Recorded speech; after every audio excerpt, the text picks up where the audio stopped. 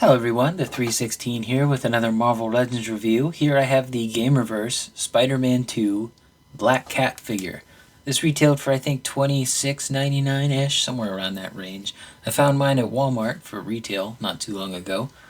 A lot of places online had this for like 30 odd dollars, so I'm glad I was able to find one in person for retail, or proper retail. I was waiting for a comic book Black Cat, but I've seen pretty good reviews of this one, so I thought might as well get this one instead. And, they haven't really done a comic Black Cat in a while. They probably just don't want to do the boobs. But anyway, good looking figure. Let's go ahead and open her up. Alright, I got her out of the package. Actually, it didn't take long at all. Gladly, they don't plastic twist tie their stuff like McFarlane stuff, but I wanted to show the backdrop off first. It's mostly just like the logo from the game on a mostly red background, but it's not flat red. There's a bit of darkness towards the edges. I'm not going to be using that. Now, if you do notice she is on a stand, it's because she has small foot syndrome, not to mention she has high heels. So, not a good combo for standing up the figure.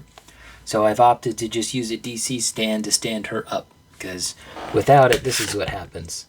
She just falls right over. So I'm going to keep her on the stand just for now. But accessories-wise, she doesn't come with too much, but she does have 4 unique hands. She has a holding hand. She has a fisted hand. She has a cat scratch-like hand, and then she has a more open, relaxed hand. Maybe for like when you got a window and you got to do that spinny thing. And then she comes with this, I'm not entirely sure what it is, a weapon of some kind. I haven't played the games, but you can put that in her hand here.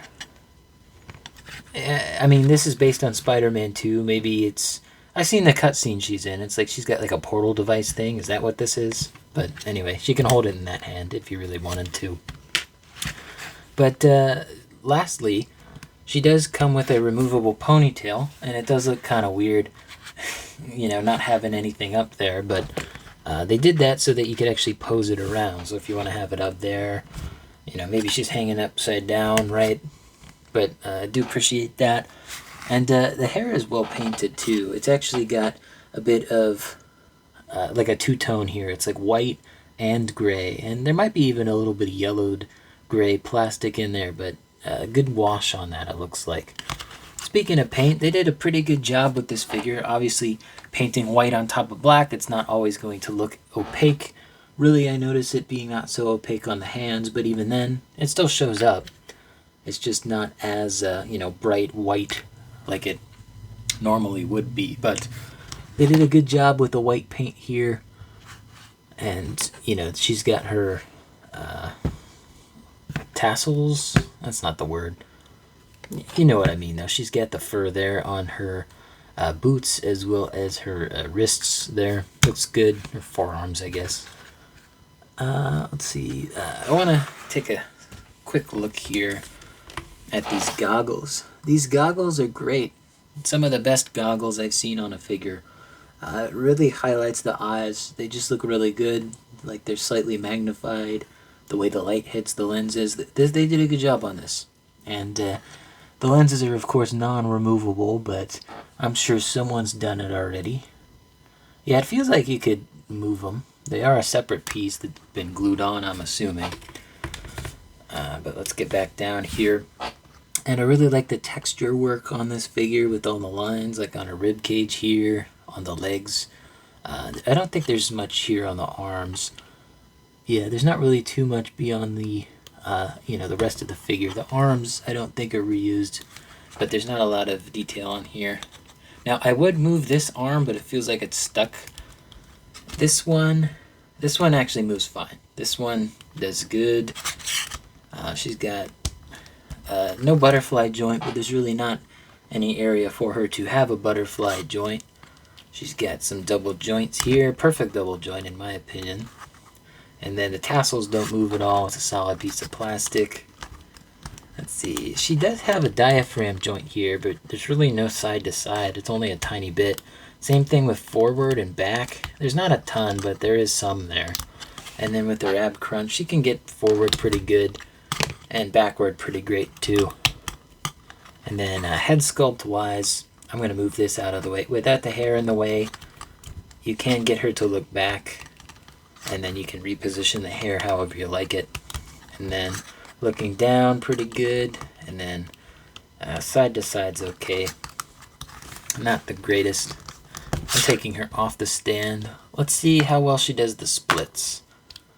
Not great. You could probably cut into the crotch piece there. Might make it look a bit better.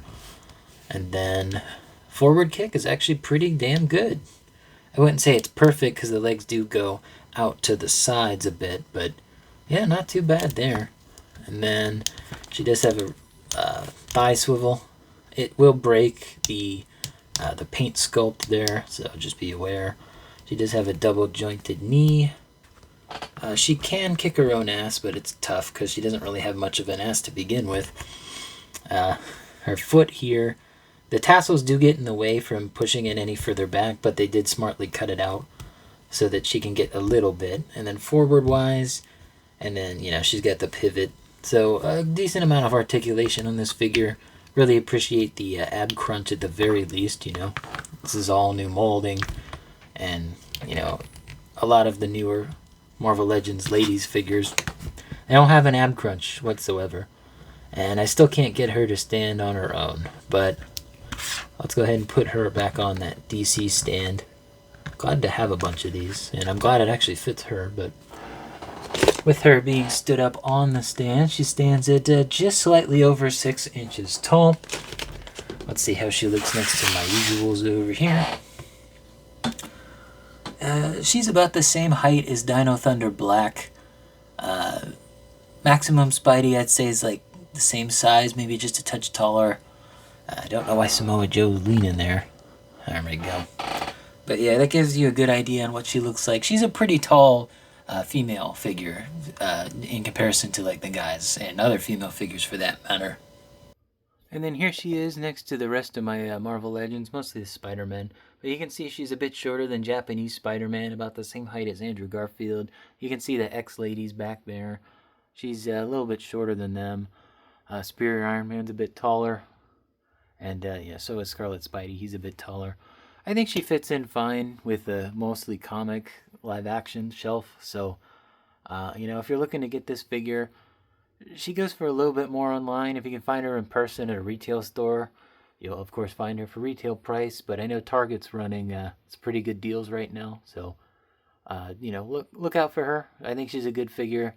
If you're waiting for a comic book figure, though, I just keep waiting. But if you want something in the meantime, I think this one's going to do you just fine. But anyway, hope you guys enjoyed the video. Let me know in the comments down below what you think. Don't forget to leave a like on the video, subscribe, and hit the bell. It all helps out the channel. And as always, peace.